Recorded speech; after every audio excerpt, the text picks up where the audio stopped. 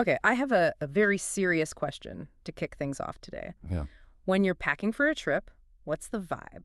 Hmm. Are you the person with the color-coded spreadsheet, the printed itinerary, knowing exactly where you're going to be at 3 p.m. on a Tuesday? Oh, I know this person. Or are you the chaos agent, the one who just throws a bag in the trunk, starts the car, and just, I don't know, sees where the road takes you? Ah, the classic battle. The planner versus the free spirit. Exactly. And I think most of us instinctively know which camp we fall into. But the reason we're talking about this today isn't just, to analyze our travel anxiety. Yeah. It's because this tension between planning and just winging it is actually baked right into the structure of the English language. It really is. It's what some linguists call the grammar of intention. And it's fascinating because the words you choose to talk about the future, they reveal your level of commitment, your organization, and frankly, how much control you think you have. Okay, see, that sounds like a bit of a stretch. You're saying my grammar reveals my control issues. I am absolutely saying that. If you listen closely to how someone describes their weekend plans, you can tell if they are reacting to the world or if they are directing it. That is a bold claim. So our mission today is to decode that. We're doing a deep dive into the future tense. We've got a whole stack of sources, everything from English learning guides and PDFs to some very spirited travel forums on Reddit. And for the heavy lifting, we even have a pretty complex academic paper on encoder-decoder neural networks that helps explain why computers and, well, humans struggle with these rules. All right, let's unpack this. We have to start with the two heavyweights, the ones everyone mixes up, will versus going to. Right. And to visualize this, I want you to picture two characters from our source material. We'll call them Jamie and Alex. Okay. They're talking about a vacation. Jamie is our planner. Jamie has a folder, thick with papers. Jamie looks you right in the eye and says, I'm going to fly to Paris. Very specific. And And Alex. Alex is our free spirit, leaning back in his chair, maybe spinning a globe.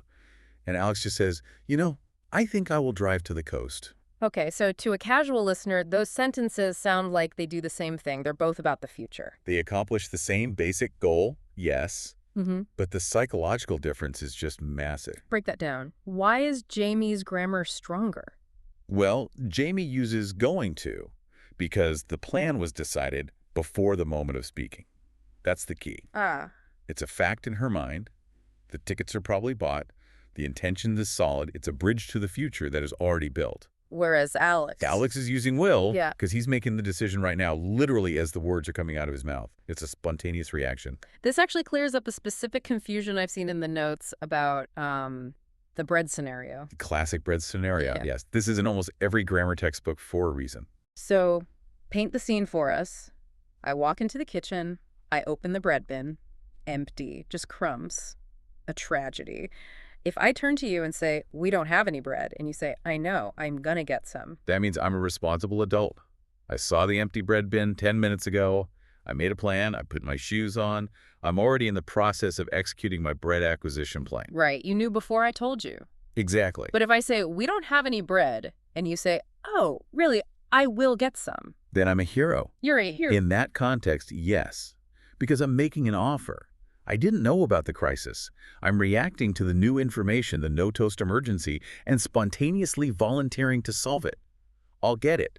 Will is the grammar of immediate reaction. I love the phone ringing example for this, too. It's very similar. It's the exact same logic. If the phone rings, you don't look at it and say, I am going to get it. No, unless you're a psychic who knew it was going to ring at exactly 4:02 p.m. Right, which would be creepy. You just say, I'll get it. It's a split-second decision. Same for physical feelings. You shiver and say, I'm cold. Right. You don't say, I'm going to turn the heating on. Like you've been planning a heating strategy all day. You just react. I'll turn the heating on. Okay, so going to implies a pre-existing plan. Will implies a spontaneous decision. But here's where it gets, I think, really interesting. What about predictions? Because we aren't always talking about our own actions. Sometimes we're guessing about the weather or, the stock market. This is where we have to become detectives and look for evidence. The general rule from our sources is this. If you're predicting something based on your opinion, your belief, you use will. Okay. For example, I think electric cars will become mainstream. That's just what I believe. It's inside my head. But if you can see it happening, if there's proof. Then you use going to. The classic example is looking at the sky. You see massive dark storm clouds rolling in.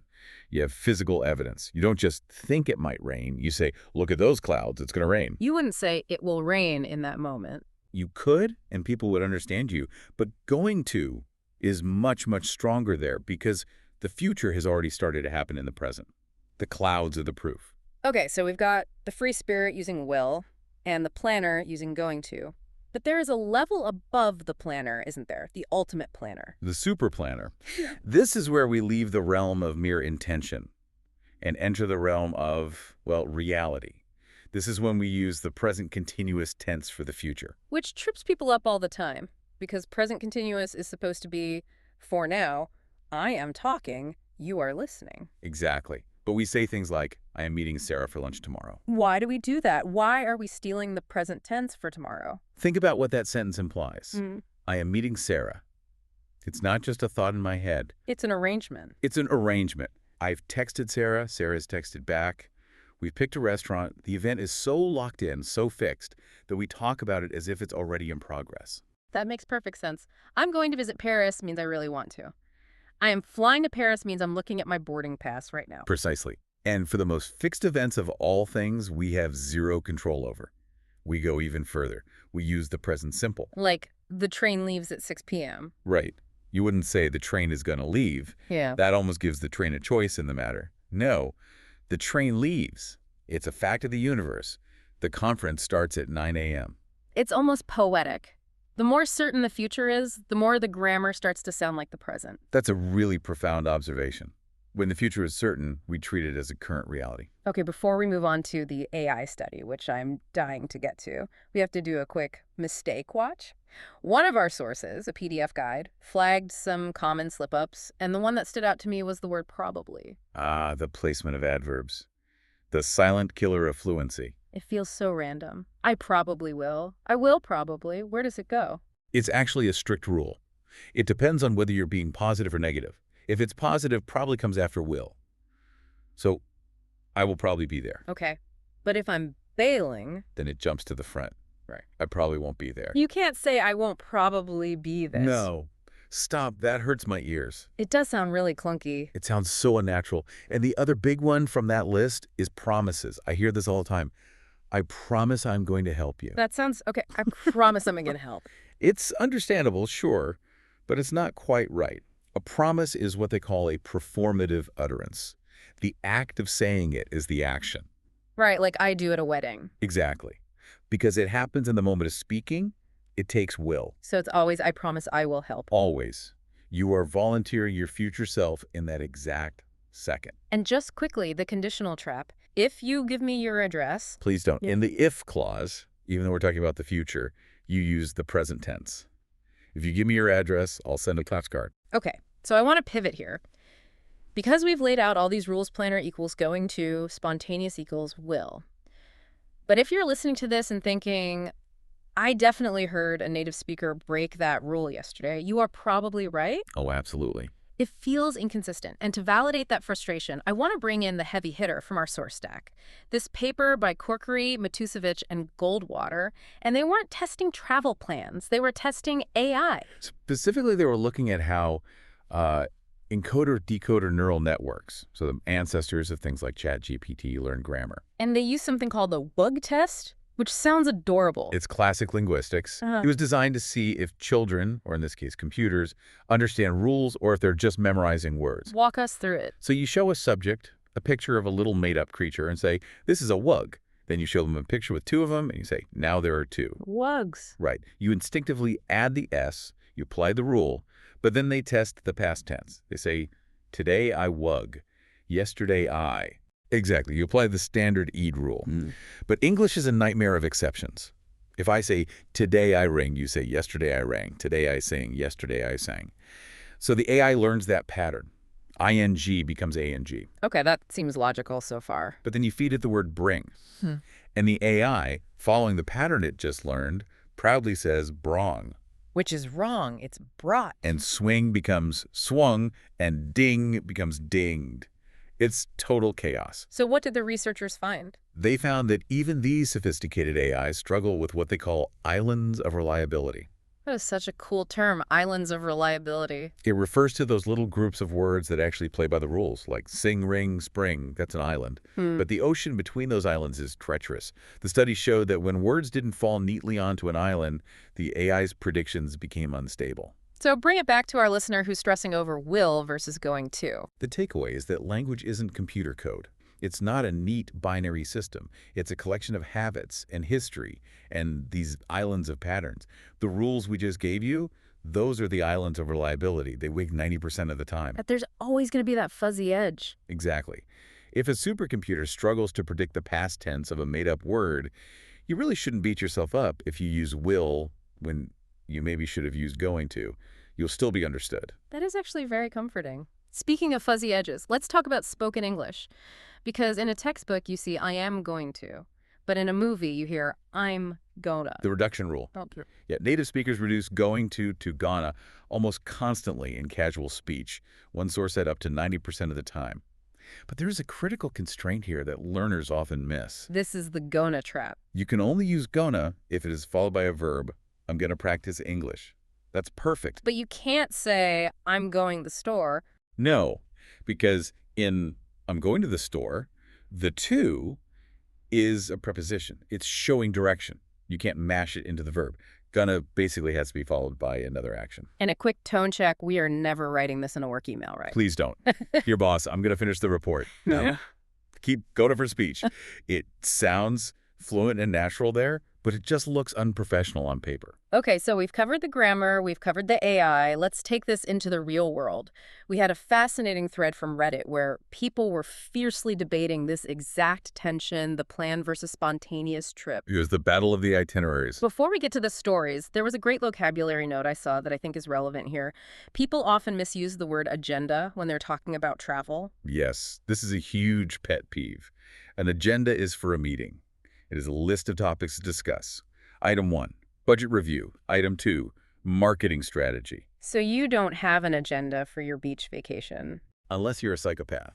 Item 1, apply sunscreen. Item 2, discuss sandcastle integrity. No. You have an itinerary. That's the document with your flight numbers and hotel names. And then you have the schedule. Which is for fixed times, the train schedule. So you check the schedule to build your itinerary so you don't miss the meeting on your agenda. Beautifully put. Now, we also have some great phrasal verbs from that list. If you want to sound casual, you don't say, I will visit you briefly. No, that sounds like a robot. You say, I'll swing by. And you don't say, I am departing now. You say, I'm heading out. And my favorite, which brings us right back to our free spirit. Let's play it by ear. Which is the ultimate will strategy, deciding spontaneously.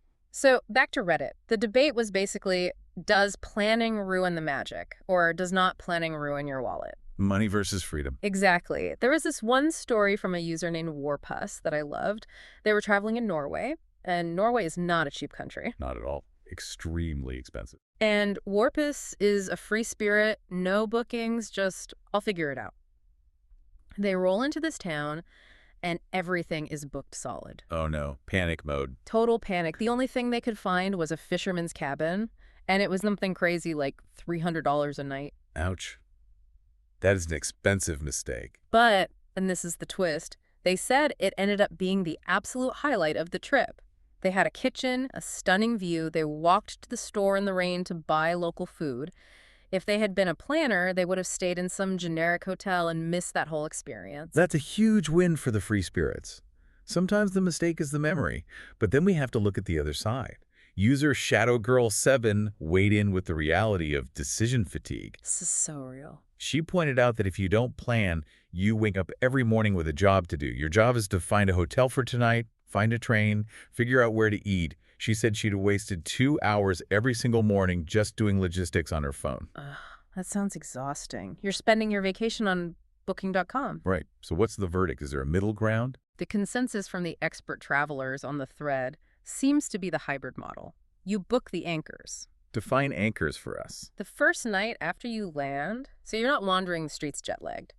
And the absolute must-dos, they mentioned the Milford Track in New Zealand. Oh yeah, you can't just show up for that. No, you book that 6 months in advance.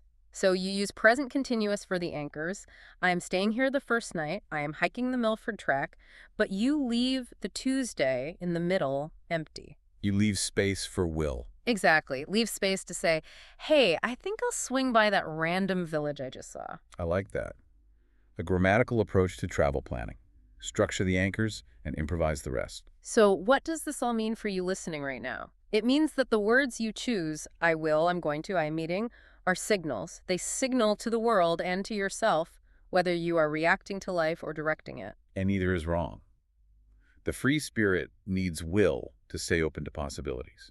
The planner needs going to and present continuous to make things happen. You need both. So, final tip. When you're standing at the airport or just looking at your week ahead, if you have a ticket in your hand, use the present continuous. Own that arrangement. But if you're just looking at the departure board feeling adventurous, use will. And here's a thought to leave you with. We talked about that AI study, how these neural networks struggle to predict the past tense because the rules are so fuzzy. If even the most advanced intelligence can't perfectly predict the grammatical past, can we ever truly predict our own future? Or are we all just playing it by ear? Check your agenda today, or maybe just your schedule. Thanks for diving in with us. See you next time.